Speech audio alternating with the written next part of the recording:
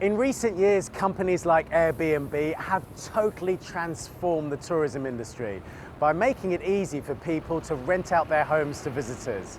Here in the capital, hosts are usually restricted to hiring out their properties for 90 nights a year. But an undercover investigation by BBC London has revealed that large management companies are advising landlords on how to break the law and dupe both the authorities and Airbnb. Lynn has this exclusive report.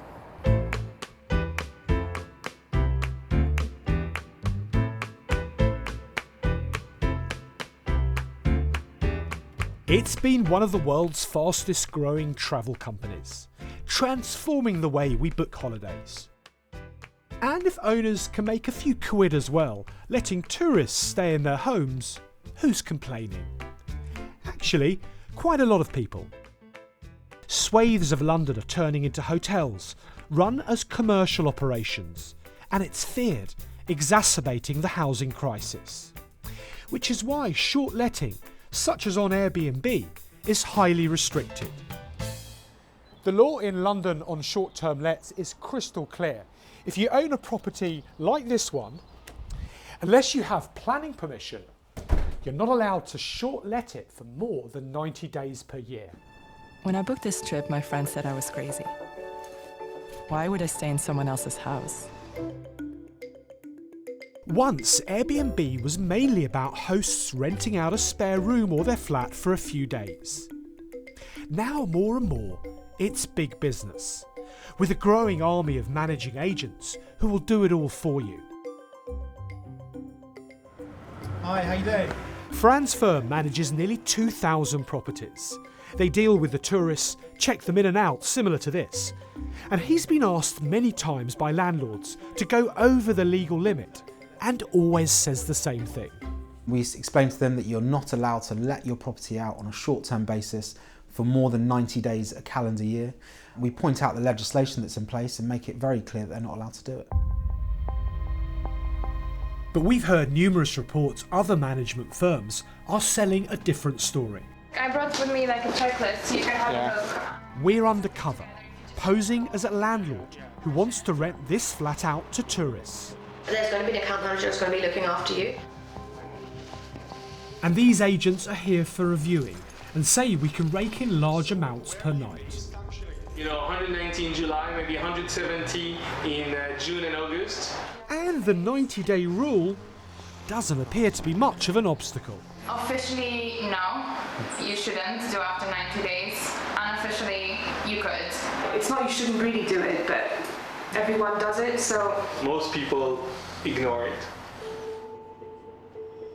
So why is the 90-day law in place? On any day, thousands of homes in London are being let out to tourists via apps like Airbnb. The law would apply to all short lets, however they're arranged, including a host of other sites separate to Airbnb. So it restricts noise and disruption. To sum it up, it's impossible to find somewhere in central London. And the 90-day law also helps preserve the housing stock for long-term rentals. Helen is a nurse on a low income, who's desperately been trying to find an affordable flat for more than a year near her central London hospital. The removal of thousands of homes for tourists is, many fear, pushing up prices on the rental homes remaining. It's not fair that these properties are being used in the way that they are for short-term lettings and almost as hotels. For those of us who are trying to live and work in London, we are being priced out. We are having to move further and further away from our jobs. It's extremely difficult for councils to enforce the 90-day rule. And Airbnb came under political pressure to take action.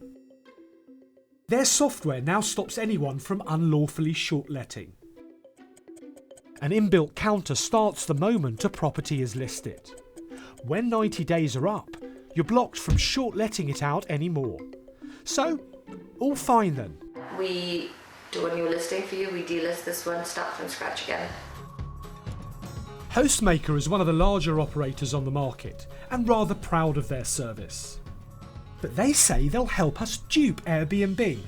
Once you've done your 90 days on the flat, what they'll do is take new pictures and pretend it's a new listing. So you'll just get another 90 days. We will do fresh photos. If you use existing photographs, Airbnb's algorithm kind of tracks it as the same property. Everything new, and then your 90 days tick off, we'll start from scratch again. This lady advised us to change the address slightly for the scam to work really well. So if you have, let's say, address, the apartment number 1, just don't put number 1 and they won't be able to match the address. And they'll keep going all year round.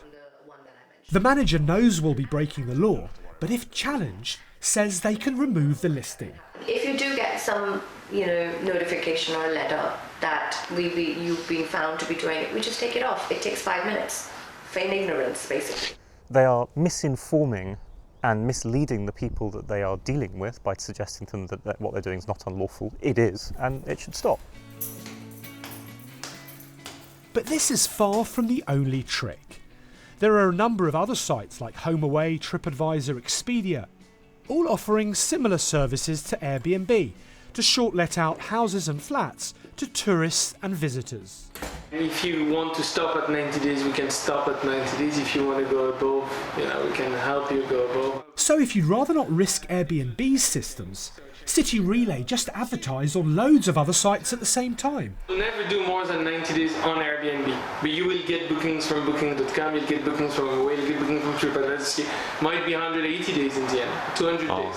It doesn't matter what site you do it on, it's the fact that you have short let for more than 90 nights in aggregate. All you're really doing, of course, is hiding from the enforcement officers because it is more difficult for them to track your property across different sites. And that could be storing up a whole host of problems. Customers could face serious legal consequences, including formal planning action. Non-compliance with that is a criminal offence. So do they tell anyone that? Do they, heck? We never heard anyone getting caught. And we've had people who have received notice to stop, and that's, I think, the extent of the risk. The worst that could happen is the listing 2 would be busted and get deactivated, but we never got any threats or calls or anything. I mean, we've done it, a lot of our hosts have done it, it's not been a problem. And what's striking about our investigation is the scale. We heard reports of many other management companies doing exactly the same thing. The blocks, the streets are almost becoming arms of the hospitality industry. Karen Buck is an MP in Westminster, which is particularly affected by short-term lets. She says she's heard anecdotally that this is happening before, but says this is the first time that anyone has documented it in action. Companies that apparently know what the rules are and are telling people, you don't need to worry, we can find ways around these rules, there are ways around these rules. It is absolutely shocking. It undermines everything we were told about how short-let accommodation would work, and it's really deeply dispiriting. The BBC asked companies why they were helping and encouraging customers to break the law. There was no response from Guest Ready.